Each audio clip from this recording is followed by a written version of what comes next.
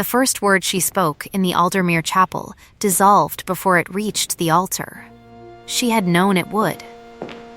She had known since the morning when she stood before the small mirror in the vestry anteroom and rehearsed the 4 words, "I, Eleanor, take thee," and lost the first one twice before her maid had to look away. She had known since the betrothal was announced in the Gazette and Lady Cornelia Fitch had said, at a dinner table with 16 witnesses, how very charming it would be to hear a stammering duchess stumble through her vows. Eleanor had stood still as water when that was reported to her. She had, in fact, smiled. She had learned. In 26 years of life inside houses that did not quite belong to her, that stillness was the cheapest armor and the strongest, and she wore it the way other women wore jewels, as a chosen thing, never an accident. She did not yet know, standing in that vestry anteroom with her maid's hands trembling on the buttons of her gloves, what the morning would cost Lady Cornelia. Had she known, she would have walked to the altar all the same. The deadline had been fixed for a fortnight. That was the span the solicitors had given, 2 weeks from the reading of old Lord Aldermere's will before the estate would revert, his particular and rather theatrical codicil, to the crown. The late Duke had stipulated a marriage, his nephew married, settled, and witnessed. And what the late Duke had stipulated, the law was prepared to observe with blunt precision. So the notice ran in the papers, and the notice told the county that Caspian Aldermere, 9th Duke of Aldermere, was to marry a Miss Eleanor Farrow, daughter of the late Mr. Tobias Farrow of Westholt, presently residing as companion to his aunt, Lady Montacute. The county received this intelligence with the particular delight that only other people's necessity can produce. The betting book at Whitmore's had 3 pages devoted to it by the end of the first week. Aldermere himself had said very little. He had come to the interview at Lady Montacute's with his hat in his hands and the expression of a man walking toward something he intended to survive. Eleanor had been waiting in the blue sitting room, standing rather than sitting because sitting suggested she had been waiting, and she had sized him up in the 30 seconds before he looked at her directly, the working hands at odds with the coat, the stillness of a man who had learned at some cost not to fill silence with noise. The grief worn so long it had become structural rather than visible, the way his eyes moved across a room looking for exits not from cowardice, but from old careful habit. She had thought, he is armored too. She had thought, this will be either very simple or very terrible. She had not yet determined which. He had stated the situation plainly. He had not pretended it was anything other than what it was. He had not, which she noted, apologized for his own part in it, which would have been dishonest. He needed a wife. She, by the late Duke's particular codicil, was named. Neither of them had written the will. He had said, in the low, even voice that she would come to understand was simply how he spoke and not a performance of restraint. That he would require very little of her in terms of society, that she would have the East Wing entirely to herself, that she would have an allowance that he named, and that she did not permit herself to react to, though it was 4 times what she had expected. He had said there was a thing he could not yet lay before her. He used those words, could not yet, with the precision of a man who meant them rather than a man who was stalling, and that he asked her to trust him on that point for a short time longer. She had said she would require the East Wing, the allowance, and the answer to that question before the wedding rather than after. He had looked at her for a long moment. He had said, before the wedding. She had said, then we are agreed. They had shaken hands. Neither of them had mentioned anything resembling affection. Lady Montacute, who had been conducting a lengthy argument with her spaniel in the next room, and had heard most of this through a door she had not troubled to close entirely, appeared in the doorway with the expression of a woman who has witnessed something she would never fully explain to anyone. She said nothing. She poured sherry. This was her response to most of the great events of her life, and Eleanor found it, as she usually did, almost exactly right. The days that followed were occupied by the machinery of the thing: settlements, notices, a brief and rather bewildering visit to Aldermere Hall, which was large in the way that old sorrows are large, all closed rooms and high ceilings and the quiet of neglect. The housekeeper, a certain Mrs. Tench, showed Eleanor the east wing with the careful face of a woman withholding an opinion and the sharp eyes of a woman forming one. Eleanor read those eyes accurately. This one is watching whether I run. She did not run. She asked about the boiler and the age of the kitchen range, and whether the linen press had damp in the lower shelf. Mrs. Tench's face shifted by one precise degree, and Eleanor filed that degree away as an asset. It was during that visit that she first encountered Mr. Percy Aldermere. He was the Duke's cousin, and he was beautiful in the way that certain dangerous things are beautiful, symmetrical, polished, with a smile that arrived slightly before the feeling it was meant to express. He greeted Eleanor with an attention that was precisely 2 degrees warmer than the situation required, and when he spoke it was always in the gentlest possible voice, and his hands were very still, and she did not trust him at all. She could not have said yet what she did not trust, only that when he said how delightful, how very right this all seems, how glad we all are. She felt the particular cold of a draught from a door that should have been sealed. She put it away and said nothing. She was very good at putting things away. The clue arrived the next morning, in the library, while she was doing what she often did in strange houses when she needed to understand them, reading the account books. She had asked the steward's permission, and the steward had given it with the relief of a man whose books he knows are in order, which told her the steward was either honest or careful, and she would determine which in time. She was 3 years into the ledgers when she found the entry, a payment, modest and regular, to a firm of solicitors in Bristol that she did not recognize. It was not irregular in itself. She noted it. She closed the ledger. She said nothing to anyone, because the thing she had learned about account books was that a fact not yet understood is better held than shared, and what she did not yet understand was what the payment was for and who had authorized it. She set it at the back of her mind like a stone placed to mark a ford, and walked on. That evening Percy Aldermere found her in the long gallery and said gently that she might find it useful to know that the Duke's first wife had left him under circumstances that the family preferred not to revisit. Eleanor turned to look at him. He was examining a portrait with what appeared to be great interest, which was how she knew he was watching her instead. She said, "How kind of you to tell me." He said he felt she deserved to know what kind of man she was marrying. She said she had found the kind of man to be rather legible so far. There was a pause. Percy's fingers were very still on the frame of the portrait. She observed this. She said, "And yourself?" "What kind of man are you, Mr. Aldermere?" He smiled. The smile arrived, as it always did, a moment before it reached his eyes. "The kindest one in the room," he said. She thanked him and went to bed and lay awake for a rather long time, thinking about the ledger entry and the Bristol solicitors, and the very gentle way Percy Aldermere said the most careful things. The wedding morning arrived with September heat that pressed against the chapel windows like a hand. Lady Montacute, who had insisted on coming despite her hip, occupied the second pew and radiated a general atmosphere of hostile vigilance that Eleanor found more comforting than flowers. The Aldermere relations occupied the middle pews in their summer silks, arranged by allegiance in a geography Eleanor had been quietly mapping for 3 days. Lady Cornelia Fitch was in the 4th pew on the left, wearing primrose and the expression of a woman who had come prepared to be entertained. The betting book at Whitmore's, Eleanor had been reliably informed, had a line open on how many times she would stammer.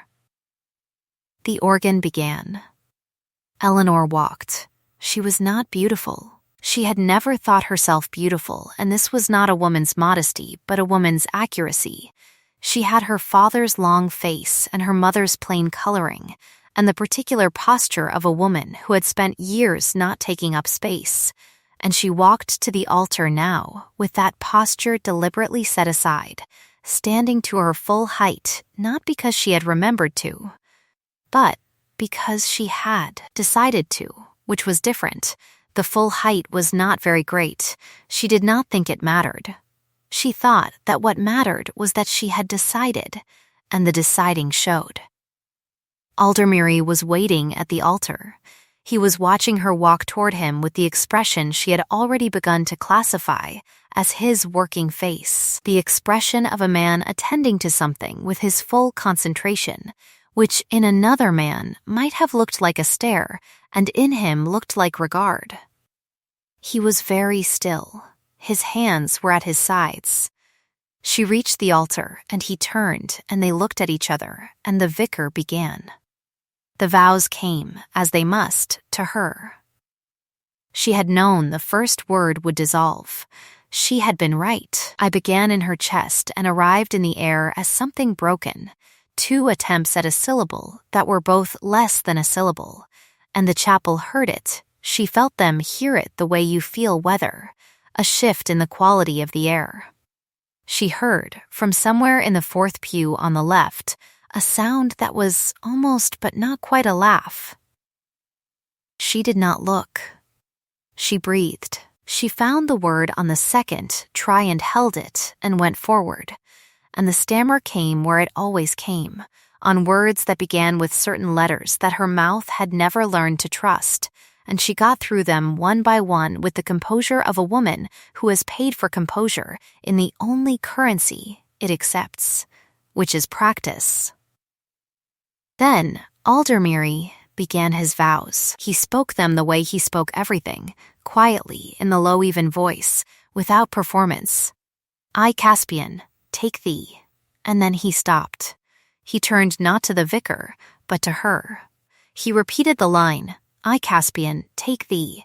He did not stammer. He had no cause to stammer, but he had taken her pace, her rhythm, the exact cadence of her halted vowels, not imitating them, but matching them, the way a person walking with someone injured will shorten their stride not from courtesy, but from company.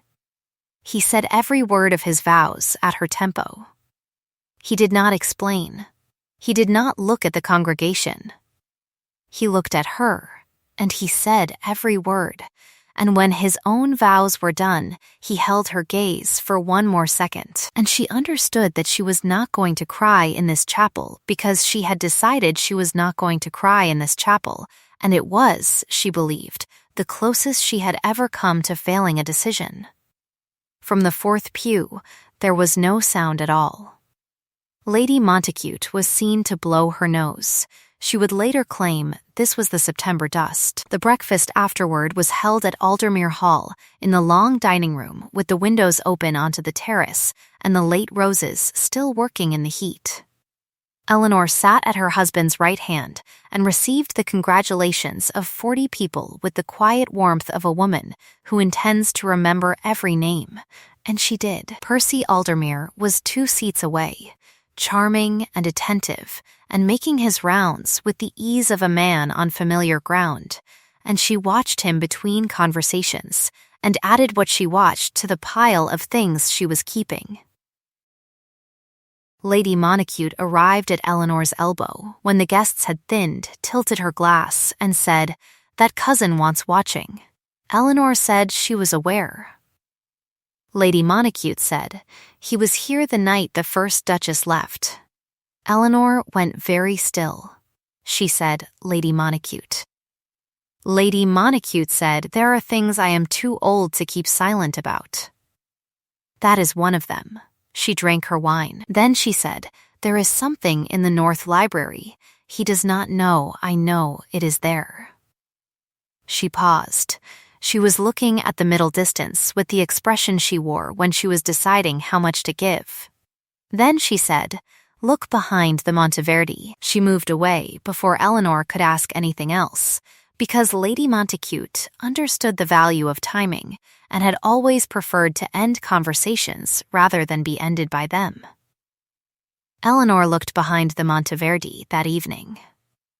The Monteverde was a bound volume of Italian madrigals in the North Library, very old, very dull, and shelved at eye height between two larger volumes that were dull in different ways.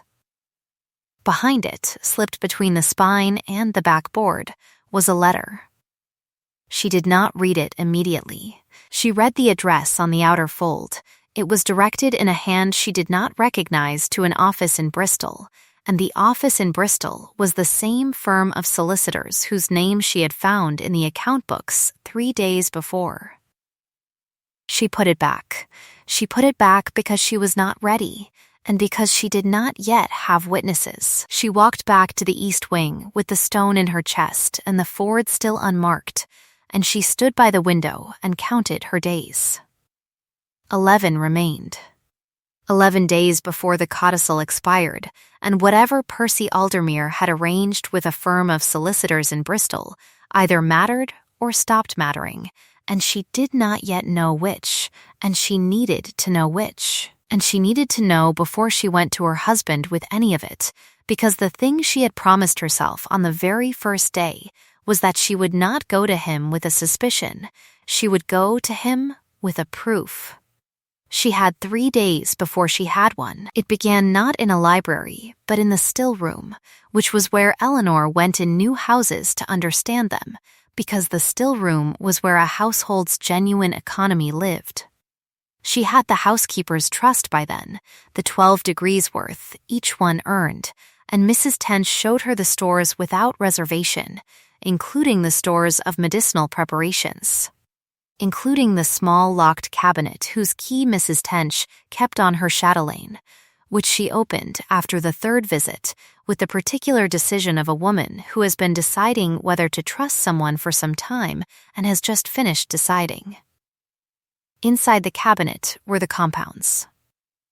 Eleanor examined them with the interest of a woman whose father had been a country doctor, whose first useful education had been not French or pianoforte but botany and dosage, and who knew without being told what compounds foxglove produced, and in what quantity they became a danger, and in what schedule they might be delivered without detection if delivered in something consumed daily, something like a tincture of iron that a man's physician had prescribed, and that his household administered each morning with clockwork regularity. She looked at the compound for a long time. It was not the one she would have expected. It was less. Too little to harm quickly. Enough, over a season, over 2 seasons, to produce the particular weariness and confusion that a physician might attribute to grief, that a household might attribute to the cold, that a man's own cousin might document in solicitous letters to a firm of solicitors in Bristol as evidence of incapacity. She closed the cabinet. She said to Mrs. Tench, carefully, "How long has His Grace's morning tincture been prepared from this supply?" Mrs. Tench said, "Since March." She said, "And who prepares it?" Mrs. Tench's face changed. It changed in the way faces change when someone has finally said aloud a thing that they have been afraid to say, and Eleanor read that change accurately. She knew, or suspected, and had not known what to do about the knowing. She said, "Mrs. Tench, I am going to need your help. I want you to understand before you agree that what I am about to ask will require you to be very brave, and possibly to say in front of witnesses what you have just said to me." She paused. She said, "I am also going to need you to change what goes into His Grace's morning tincture, beginning today. Can you do that without Mr. Aldermere knowing?" "Mrs. Tench said, "I have been wanting someone to ask me that for 4 months." That same afternoon, Eleanor went to Aldermere, and she told him there was a thing she needed to lay before him. He looked at her with the careful attention she had come to recognize as his version of alarm, which in other men would have been a sharp intake of breath, and in him was simply stillness becoming more concentrated. She said, "I have a question I need you to answer before I can tell you more." She said, "Your first wife. When she left, did she leave willingly?" The silence that followed was the kind that has a shape. He said, "No." She said, "Were you given evidence of something she had done?" He said, "Documents, a letter or what appeared to be a letter, and accounts." He paused. The stillness deepened. He said, "I believed them. I should not have believed them, but I believed them. I have lived with that." She said, "Who brought you the documents?" He said her name and his cousin's name in the same breath, and she watched him hear himself say it, and she watched the shape of the thing click into place behind his eyes, and she did not say "I know" or "I thought as much" or any of the things she might have said. She said, "I am going to need 8 more days. I am going to need you to trust me as I asked you to trust me. And I am going to need you to take your morning tincture each day exactly as you always have, from Mrs. Tench's hand, and to give no outward sign that anything has changed." He said, "Eleanor." She said, "Yes." He said, "Who taught you to read account books?" She said, "My father." There was a pause that had a different quality than the previous one. He said, "What was he?" She said, "A doctor for a time, before everything else. Before the money, and then the absence of the money, and then his absence entirely." He said, quietly, "I am sorry for the absence." She said, "It was some years ago. I have had time to settle accounts with it." Then she said, because she had begun to understand that with this man the exact truth cost less than approximation, "I have not entirely. But I am working on it." He looked at her for a moment. Something crossed his face that was not quite yet a smile, but that was recognizably the country adjacent to one, and she noted it and filed it with great care. He said, "Before the wedding, I owed you a thing." She said, "You did." He said, "The letter in the North Library. I put it there myself. I found it in Percy's study 3 months ago. I found it by accident, went in for a map, and found something that was not a map. It is his draft of a report he intended to send to the Bristol solicitors, attesting that I was of diminished capacity and unfit to manage the estate. I took it before he knew I had seen it. I have been waiting to understand the whole of it before I moved. And I did not move quickly enough, and the codicil date arrived, and then you were named, and he stopped." He said, with the precision of a man choosing exactly the right word, "I was relieved." "That is perhaps not what you wished to hear." She said, "On the contrary, I find it entirely what I wish to hear, because it means you did not want to marry a stranger for money. You wanted to marry someone who might help you, which is significantly more sympathetic." He said, "And yet here we are, married," she said, "here we are." She looked at him steadily. She said, "Are you going to apologize for it?" He said, "I have a strong feeling you would not appreciate the apology." She said, "I would not appreciate it at all." She paused. She said, "Caspian." It was the first time she had used his name. She watched him register it the way a man registers a change in light, not dramatically, not with any speech, but with the small, precise recalibration of a person who has felt something shift. She said, 8 days. He said, 8 days. She left and walked back to the east wing and stood by her window for a very long time, and if her hands were trembling slightly, it was because of the scale of the thing she was now committed to, and nothing else at all. 7 of the 8 days were spent in preparation. She wrote 3 letters, one to the Bristol solicitor's firm under a false name, requesting information about a case, which confirmed the nature of Percy's correspondence with them, one to a magistrate she had known through her father, a certain Sir William Cobb, who was known for his fastidiousness about evidence and his complete absence of patience for the theatrical, and one to a physician in the county who had treated Aldermere the previous spring and who had written in his notes, which Eleanor had found in the estate files with Mrs. Tench's help, that the Duke's symptoms that year had puzzled him and that he would wish to revisit the case when circumstances permitted. She did not explain herself in any of the letters. She enclosed her evidence in each and asked each recipient to be at Aldermere Hall on the 8th day at 10 in the morning if they found the matter merited their attention. All 3 came. She also, on the 4th day, received a visitor she had not invited. Percy Aldermere came to the East Wing drawing room with a box of crystallized fruit and the expression of a man paying a call, and Eleanor received him with tea and the expression of a woman who has just decided to be a door rather than a wall. He sat. He arranged his face into the kindest configuration in his repertoire. He said how very glad he was to find her settling so comfortably, and how the hall suited her, and how he hoped the formidable Lady Montacute had recovered from the journey. Eleanor said Lady Montacute was not easily unrecovered. Percy said, with the gentleness that was his most dangerous instrument, he hoped Eleanor found the East Wing comfortable and quiet. He hoped she had time to think in the East Wing about what sort of life she wanted, and what sort of man was capable of giving it to her, and whether the man she had married was, he paused, entirely well. Eleanor poured his tea. She said, "You are going to need to be more direct than that, Mr. Aldermere." He looked at her with the first genuine surprise she had seen in his face. She said, "I am not Lady Cornelia Fitch.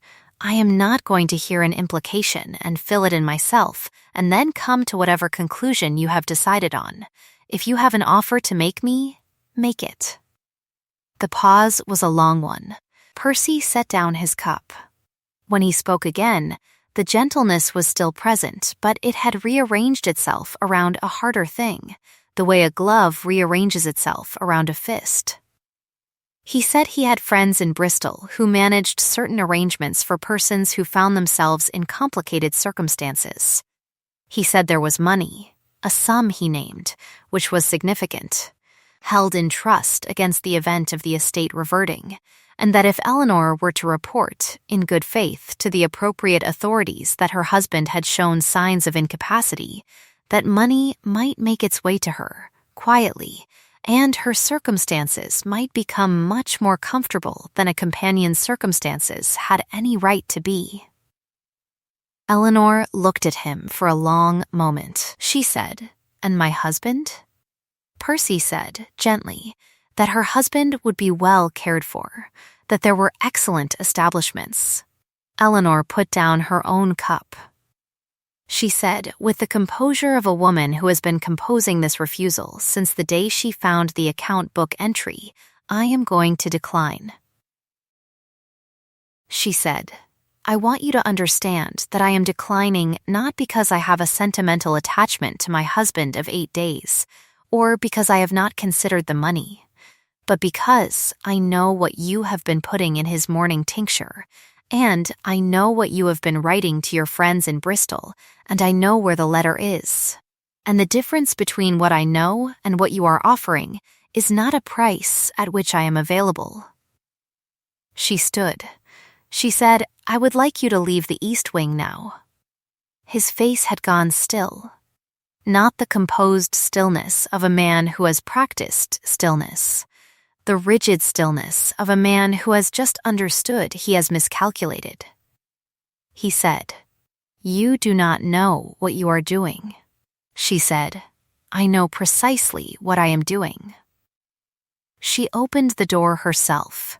She said, "The crystallized fruit is very good, by the way. I shall keep it." He left. She sat down and drank her tea, which was cold, and she was aware that her hands had stopped shaking sometime in the middle of the speech, which she thought was appropriate and which told her the things she needed to know about whether she was ready. The morning of the 8th day came in cool and gray, with the light that arrives when September has finally remembered that it is not summer. And at 10 o'clock Sir William Cobb and the physician and the London solicitor of the Aldermere estate, whom Eleanor had added on the 7th day, because she had been thinking about witnesses and decided that a solicitor who represented the estate's interests was the correct kind of authority to have in the room, were all seated in the blue drawing room, which was the largest room Eleanor had managed to get the key for, and Aldermere was there, and Mrs. Tench was there, and Lady Montacute was there, because Lady Montacute had appeared at the door at 9:45 and said she intended to be there, and Eleanor had decided that a woman who had kept a secret in a library for 4 months had earned her seat, and Percy Aldermere was brought in last. He came in still wearing the beautiful, immaculate ease of a man who has not yet understood that the floor has given way. He saw the room's population, and the ease recalibrated itself, quietly, into watchfulness. He sat in the chair Eleanor indicated. He looked at his cousin. His cousin looked back with the expression of a man who is managing a very old pain and doing it well. Eleanor stood. She did not preface anything. She said, "Sir William, I have asked you here because there is a matter of legal importance relating to this estate and to my husband's health that requires a witness of your standing." She put the account ledger on the table and opened it to the Bristol entry. She said, "This entry represents payments to a firm of solicitors in Bristol over a period of 7 months, authorized by Mr. Percy Aldermere, using a discretionary account his cousin granted him in 1812. She put the physician's correspondence beside the ledger. She said, "Dr. Fellows, I believe you recognize your own notation here, in which you expressed uncertainty about the cause of His Grace's symptoms last April." She looked at Percy, who was looking at the ledger with the stillness she now recognized as the stillness of a man in freefall. She said, "Mr. Aldermere, I would like to give you an opportunity before I produce the letter to answer one question." She paused. She said, "Who prepared the draft correspondence to the Bristol firm, attesting to your cousin's diminished capacity?" The henchman Percy had used for the Bristol correspondence was not in the room. He was not the kind of man who entered drawing rooms, and Percy had not thought to protect him, because Percy had not anticipated needing to, which was the error of a man who had only ever faced opponents who did not understand account books. But Percy did not know that Eleanor had located him, had written to him, and had received in return, because he was a man who had not been paid lately, and who had formed his own opinions about Percy Aldermere's long-term prospects, a letter of some frankness. She did not yet produce this letter. She waited. Percy said nothing. His hands were very still on the arms of his chair. "Mrs. Tench said, from her seat by the wall, I will answer." She did not wait for invitation. She said the preparations had been made to Mr. Percy Aldermere's instruction, and that she had followed them because she had been told they were a modified prescription from a physician, and that when she had begun to suspect they were not, she had not known what to do about the suspecting, and that she was sorry, and that she was telling it now as completely as she could, and her voice did not waver on any of it, which Eleanor thought was the single bravest thing she had yet seen anyone do. Percy looked at her. Something crossed his face that Eleanor had not expected, not rage and not calculation, but something that looked, for one unguarded second, like grief. She noted it. She put it with the other things she was keeping, because she had not yet decided what to do with it. Sir William Cobb cleared his throat and said, "Mr. Aldermere, he meant Percy." Percy said, very quietly, "It should have been mine." He was not speaking to anyone in particular, he said. "The whole of it. I was here first. I worked it for a decade while he was." He stopped. He pressed his fingers together. He said, "It should have been mine." No one spoke. The light moved on the floor, that slow September light, indifferent and continuing. Eleanor reached into the portfolio she had carried in under her arm. She produced the letter from behind the Monteverdi and laid it on the table beside the ledger. She said, "Sir William, this is Mr. Percy Aldermere's own draft correspondence in his hand outlining the scheme. I would ask you to verify the hand if you require." She produced the second letter, the one from Bristol. She said, "And this is the written confirmation from the correspondent in Bristol who carried the communications, in which he names Mr. Percy Aldermere explicitly." She laid them side by side. She said, "The handwriting is identical." Sir William looked at the letters for a long time.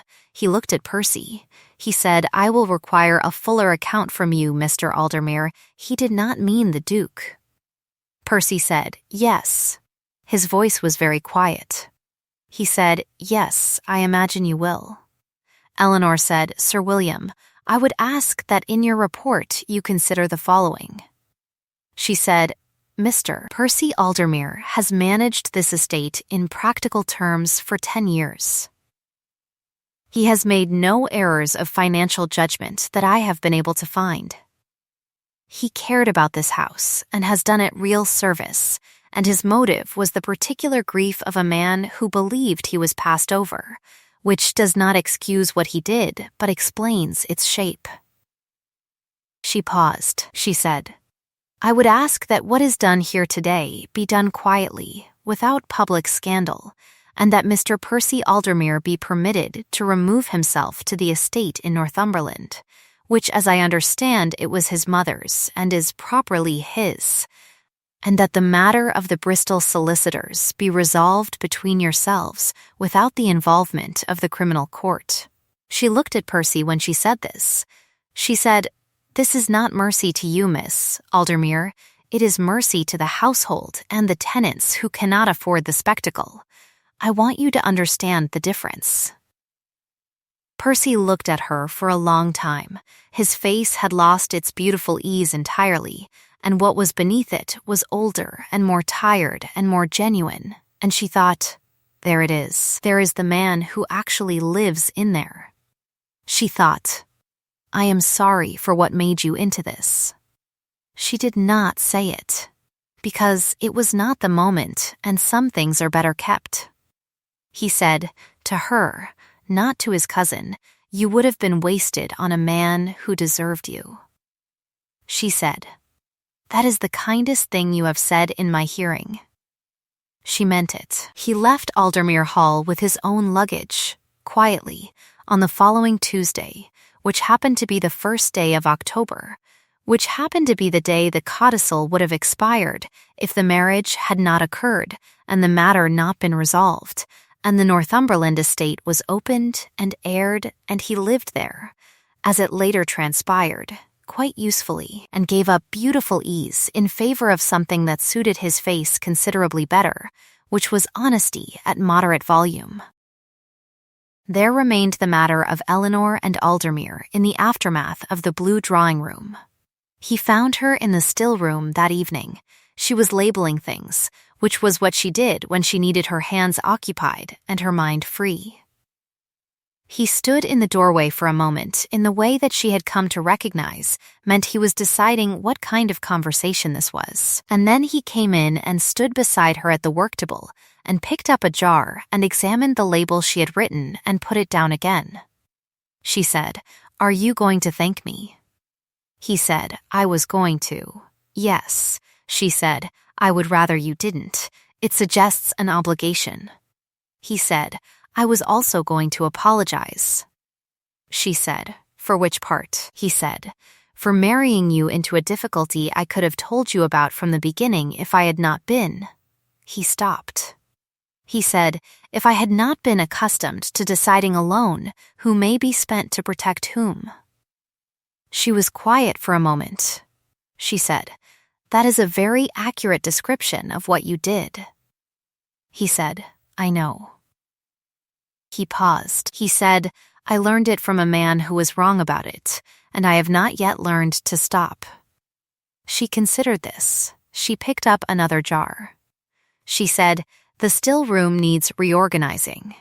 He said, is that a metaphor? She said, it is also literally true.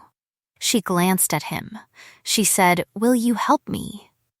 He took off his coat and rolled his sleeves. She looked at his hands, which were working hands, which she had noticed on the first day, which she had filed and kept. He began moving jars in the direction she indicated without being asked twice about which direction that was. They worked in silence for a time, and the silence was the good kind, the kind that does not need filling. And after some minutes of it, she heard something she had not expected, a short exhale that was not quite a laugh, but was the country adjacent to one. She turned.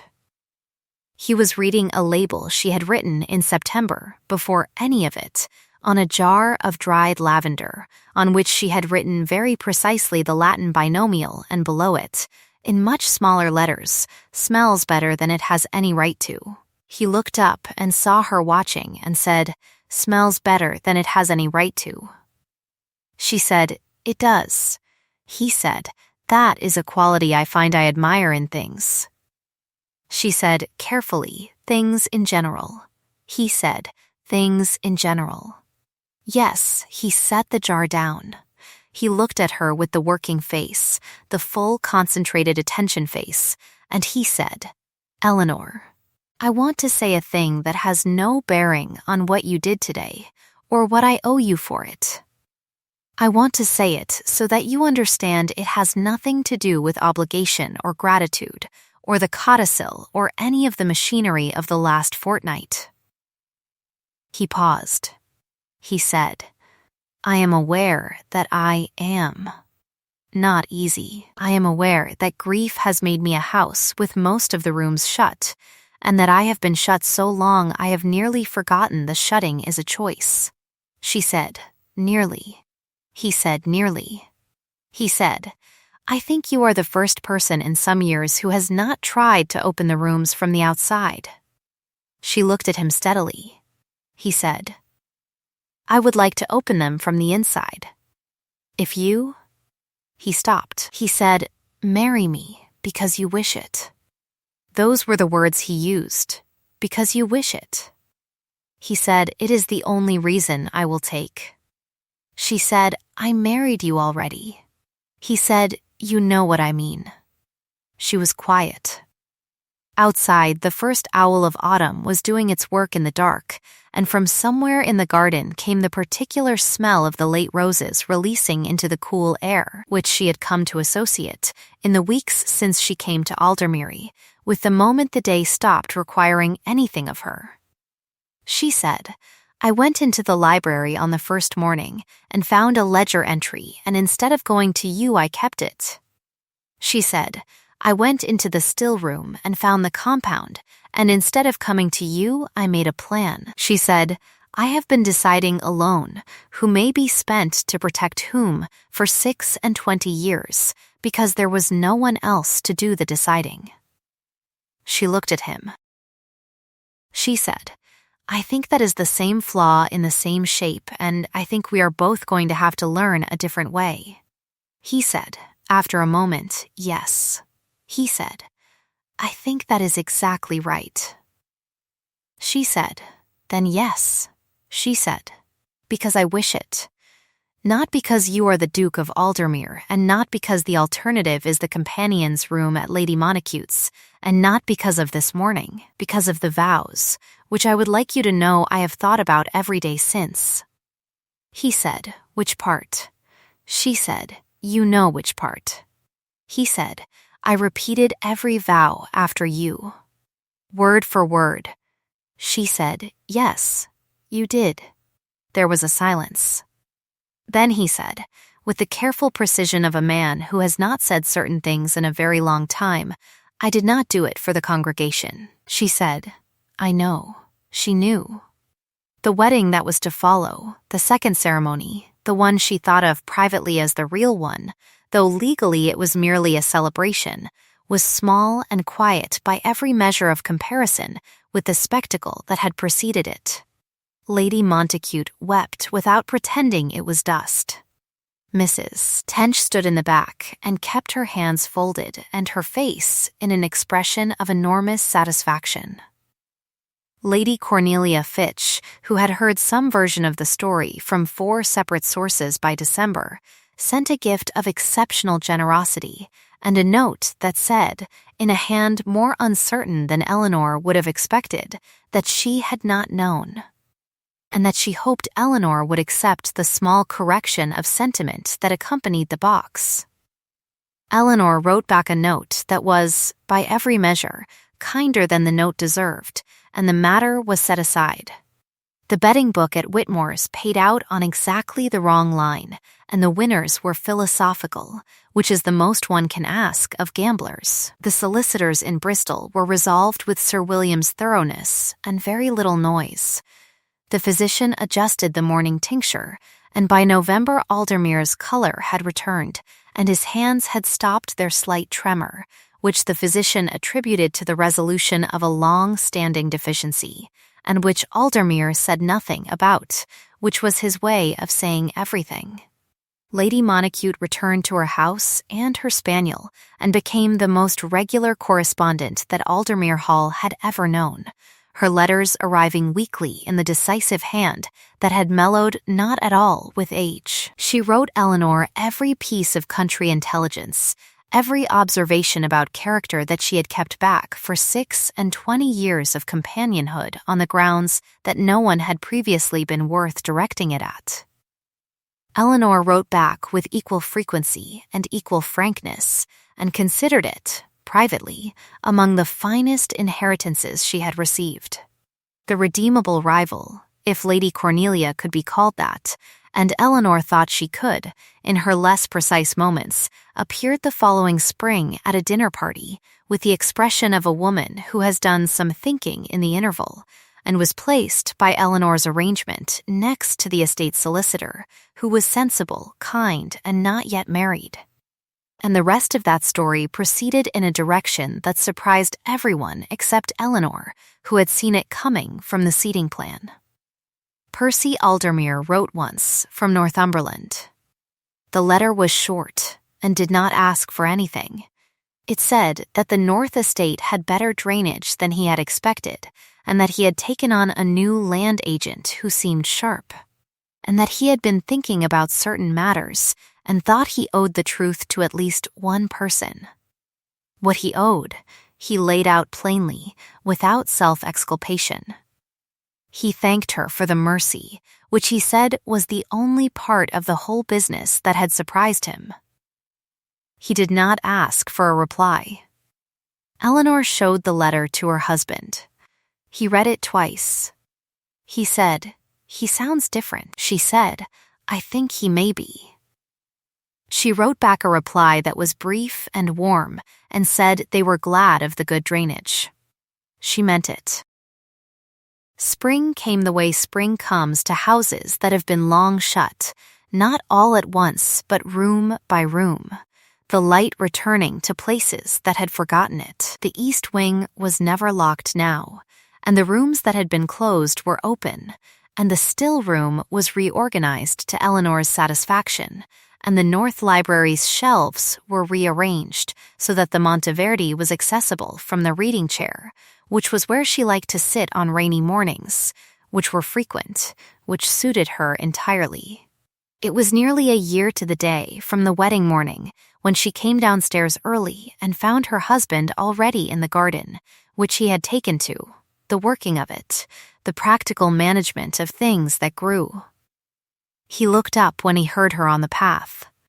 The September light was different from last year's, cooler and clearer, a better quality of morning, the kind that does not press. The late roses were beginning again.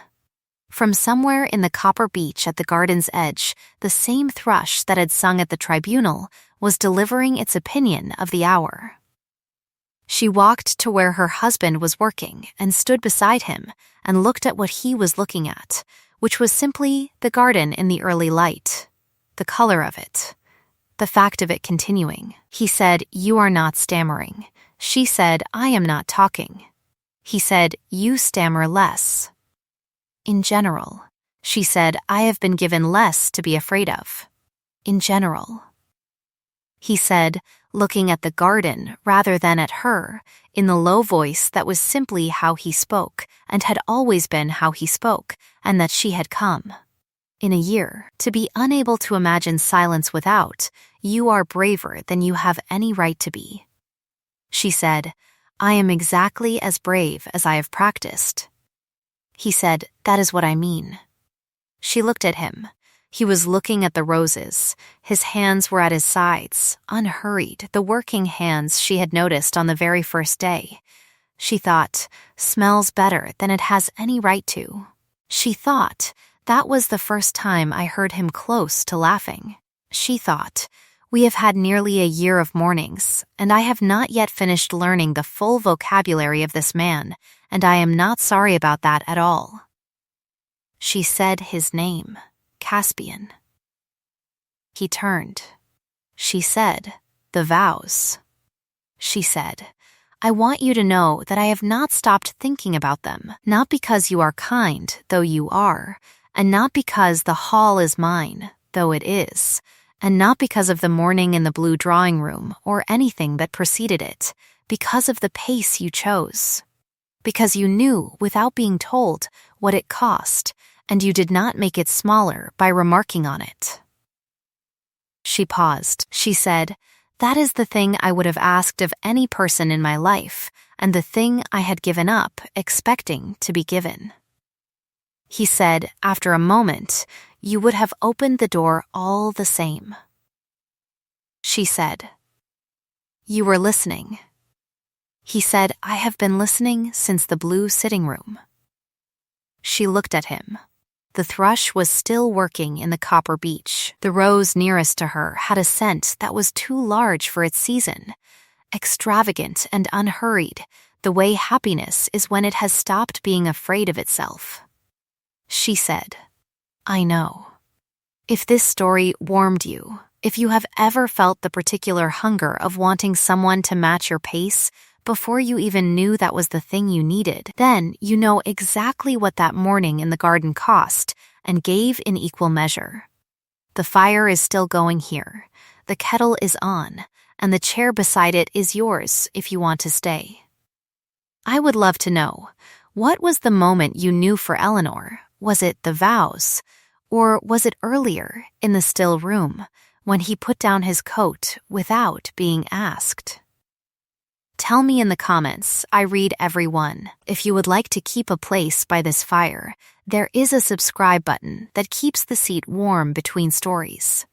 And wherever you are tonight, sleep well, and be gentle with the ones who have been standing quietly at the back of the room, waiting for someone to match their pace.